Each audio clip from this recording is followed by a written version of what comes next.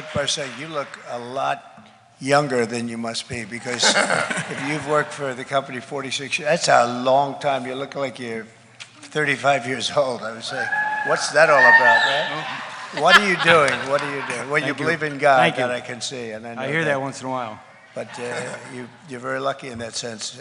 Thank you very much. I want to, it sort of pertains to what you're saying. So I'll just make this statement. A big thing happened over the last couple of days for Michigan and for Detroit and for the country. Howard knows all about this, but some of the biggest auto plants in the world were planned for Mexico. And I've been talking about it for the last year. I've been talking about the whole concept for 10 years, 15 years. I mean, even as a private person, I couldn't believe how they were just, how companies were and countries were coming in and stealing our jobs, stealing our plants. Everyone's unemployed. Then they sell cars back in. Everyone, all they do is you get fired, and then they make the car and they sell it into our country. They make a lot of money. We make nothing. We have unemployment. And I've watched this for 20 years. I've watched it for so long, and it's disgraceful. And so I have good news for you. I've been talking about, in particular, one giant plant, bigger than anything you've ever seen. And you know the story where a person I know he builds plants. That's what he does. And I said, I want to see a plant, a big one, about a year and a half ago.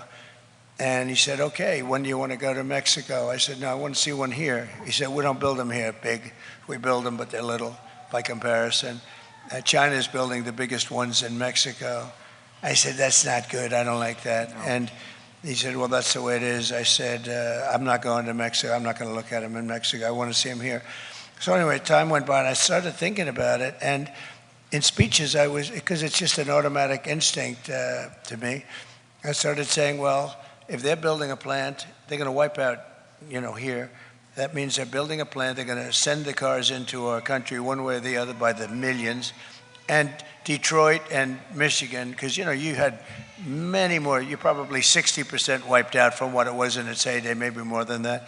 I said, you're going to get wiped out. The rest of it's going to be. And then you have a union head who wants to build electric cars, and they're going to all be made in China. You know that. And we have a thing called liquid gold. They have, which is oil and gas. We have a lot of it. And by the way, Brian, stand up for a second, if you would, please. This guy is he's like you. He gets it so much. You know each other, maybe. He gets it so much. He gets it like nobody. So, and he's been fighting against all of this nonsense for so long. And so the electric cars are going to. And by the way, Elon Musk is a great friend of mine. He gave me a tremendous endorsement. He's right now campaigning in Pennsylvania because he thinks we have to win. If we don't win this election, because she's a Marxist. This woman has no idea what she's doing. And we can't let her be president. I don't want to be rude about it. We can't let her be president. This country is finished if that happens. I mean, beyond a normal candidate, this country would be absolutely finished if she got it. So we have to stop her. But what happened is I've been thinking about it and what it would do to the country. And these are plants that are bigger than anything you've seen. They will knock out the cars. You press a button and the whole thing starts operating. And so I started talking about this, what do you think, Brian, less than a year ago, that I won't let it happen, a year ago, yeah? And I said, I'm not going to let it happen if they do this plant in Mexico, right near the border, and a couple of others. I'm going to put giant tariffs on it for 100%, and if that doesn't work, I'll go to 200%. I don't care. They're not going to be selling cars here. Now, if they want to build their plant here, I hope here, but at least in the United States, someplace in the United States, it's a whole different ballgame. But we're not going to have them building them in other countries, sending them into the United States, taking all those jobs. So I've been announcing it, and I've been talking about it.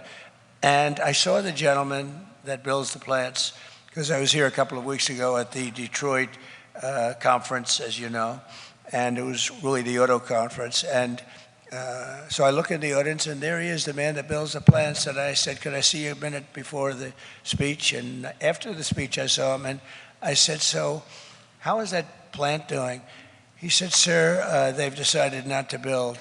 I said, why? He said, because I think you're going to be elected, and if you put tariffs, on, it's good. So, thank you. And that was easy. I didn't even do anything other than say, I'm telling you, the man said it right over here. It's the most beautiful word in the dictionary. You have other words that are damn nice like love, but I tell you, I think it's more beautiful than love, the word tariff. And so here it works, hey Brian, here it works without even doing anything. They thought there was a chance, and they're not going to spend $2 billion on building a plant and then have, Trump get elected and put 200%. And if that wasn't enough, I'd raise it. And again, the higher it goes, the more likely it is that they build in this country. But think of it, so they stopped this giant plant just on the basis. Now, if I don't get elected, they will start it up as sure as you're sitting there. Mm-hmm. These people have no clue. She has no clue what she's doing. She wants to raise everybody's taxes. She's a disaster. And other than that, I like her quite a bit, right? But no, I don't care even about just like somebody has to come in.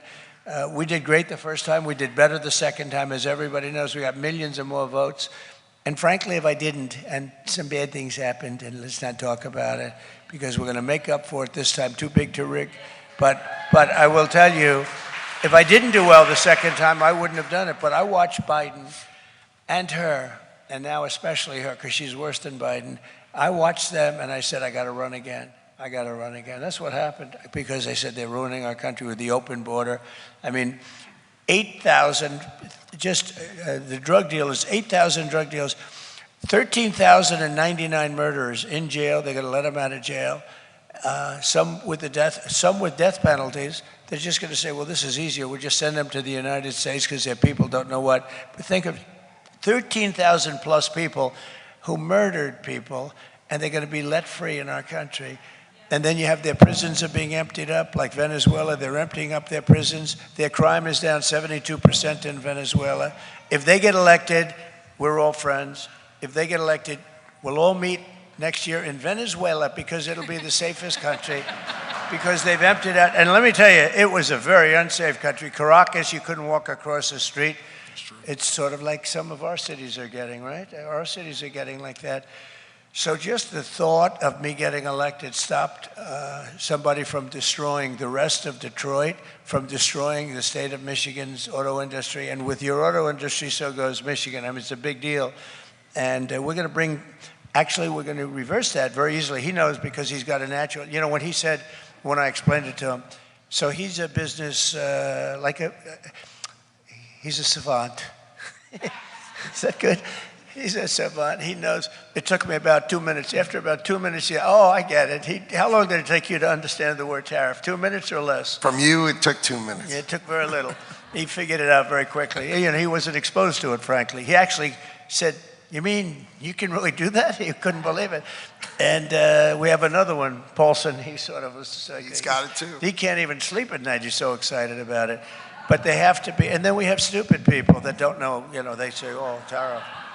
But they're very stupid people. We have a senator from Pennsylvania who decided not to run. He fought me all the way on tariffs. This guy fought me and fought me. His name's Toomey. He fought me, and I wouldn't endorse him, and he decided not to run based on that, and that's good, because all he did was, I said, so if China charges 100%, can we, for a similar product, charge them 100%? No, sir.